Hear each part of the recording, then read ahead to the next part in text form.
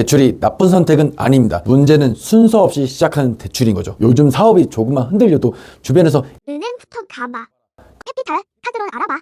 이런 말을 정말 많이 하시는데, 그래서 친구 말 믿고 은행부터 갔다가 조건이 안 맞아서 기록만 남고 그 다음엔 캐피탈 카드론을 넘어갔다가 나중에 정책자금 신청조차 바뀌어서 사업장으로 돌아오시는 대표님들 현장에서 정말 많이 봅니다. 헬스장 가서 무릎 더 망치듯 사업도 잘못된 대출부터 쓰면 회복이 더 어려워집니다. 자금이 필요하니까 일단 받자, 이 판단으로 오히려 사업 수명을 줄어드는 선택이 되는 경우가 많아요. 그런데요, 사업 상황에 맞는 정책자금 구조로 접근하면 굳이 고금리 대출을 안 써도 되고 신용, 재무 흐름을 망치지 않으면서 필요한 자금을 확보하는 방법이 분명히 있습니다. 은행을 먼저 가지 않아도 됩니다. 밖에 나가서 여기저기 발품을 팔 필요도 없습니다. 시간 오래 안 들이고 지금 상황에서 가장 안전하고 효과적인 자금 루트를 잡을 수 있는 방법이 있습니다. 끝까지 보시면 사업의 치명적인 최악의 대출의 선택이 뭔지, 많은 대표님들이 모르고 쓰는 잘못된 순서가 무엇인지, 그리고 실제로 효과 있었던 정책자금 방식까지 명확하게 정리해드리겠습니다. 혹시나 여전히 막막하시거나 내 상황에 맞는 전략이 필요하신 분들은 아래 고정 댓글에 링크를 통해 도움을 받으셔도 좋습니다. 본론부터 바로 들어가겠습니다. 사업 자금을 준비할 때는 어떤 정책 자금이든 어떤 대출이든 아래 3가지 원칙을 반드시 지켜셔야 합니다. 이걸 무시하면 자금이 도움되는 게 아니라 사업에 독이 됩니다. 첫 번째로는 신용보증재단 대출인데 처음부터 완전히 이해를 하셔야 됩니다. 우선 개념부터 정리해 드리겠습니다. 많은 분들이 헷갈려하는 게 이겁니다. 신용보증재단이 돈을 빌려주는 곳인가요? 정답은 아니오입니다. 신용보증재단은 은행이 돈을 빌려줄 수 있도록 보증을 서주는 기관입니다. 쉽게 말해 대표님이 은행에 가서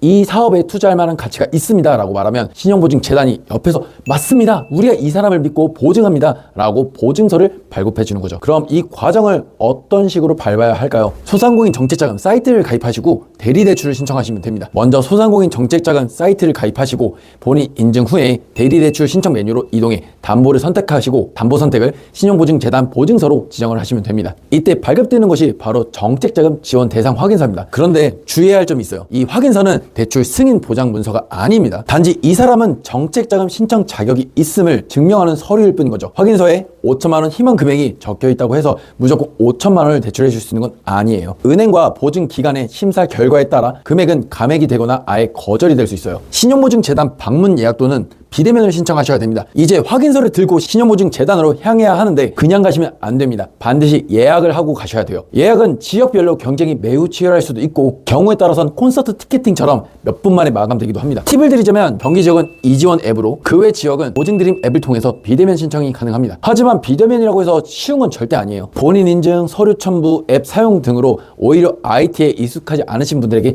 더 어렵게 느껴질 수 있어요. 보증서 발급 후에는 은행 대출을 신청하시면 됩니다. 보증서가 발급되었다면 이제 은행에 제출해서 대출을 받는 단계입니다. 이 과정에서 많은 분들이 낭패를 보는 경우들이 발생하는데 보증서가 100%인데 왜 대출이 불결이 될까요? 가장 흔한 질문 중에 하나입니다. 보증서가 100% 나왔다길래 은행에 가서 신청했는데 대출이 안 된다네요? 문제가 있는 거 아닌가요? 결론부터 말씀을 드리면 보증서 발급은 대출 승인이 아니에요. 엥? 이게 뭔 소린가 싶죠? 은행은 또 한 번의 자체 심사를 진행하게 되는데 기존 대출이 많은 경우, 신용 점수가 낮거나 연체 이력이 있는 경우, 업력이 짧고 최근 매출이 부족한 경우, 이런 조건이 겹치면 보증서가 있어도 대출이 불결될 수 있습니다. 은행 입장에서는 보증은 있지만 대출해 줄 수는 없고 리스크가 너무 있습니다 라고 판단을 하는 거죠. 하지만 중요한 건 여기서 포기하지 않는 겁니다. 은행마다 심사 기준이 다르기 때문에 한 은행에서 부결됐다고 다른 은행에서 안 된다는 보장은 없어요. 실제로 다음 은행에서 승인되는 사례가 정말 많습니다. 중요한 건 계속 시도하고 조건에 맞는 은행을 찾는 거죠. 그럼 대출을 성공으로 이끄는 핵심 전략은 무엇일까요? 첫 번째, 서류 준비를 꼼꼼히 하셔야 되고요. 서류로는 사업자 등록증, 최근 1년간의 매출 자료, 향후 매출 계획서, 투자 계획서, 자금 계획서 등 심사자는 이 사람이 얼마나 준비가 되어 있고 신뢰할 만한지를 보고 판단합니다. 따라서 서류는 완벽하게 논리적으로 구성을 하는 게 정말 중요해요. 두 번째는 대표자의 태도입니다. 그건 세무사가 했어요, 제가 잘 몰라요 같은 말은 심사자에게 책임감 부족으로 비춰질 수 있습니다. 저는 이러한 사업을 하고 있고 작년 매출은 부진했지만 최근 이렇게 계산하고 있습니다. 이번 대출로 이런 변화를 주고자 합니다. 이런 식의 구체적인 설명과 태도로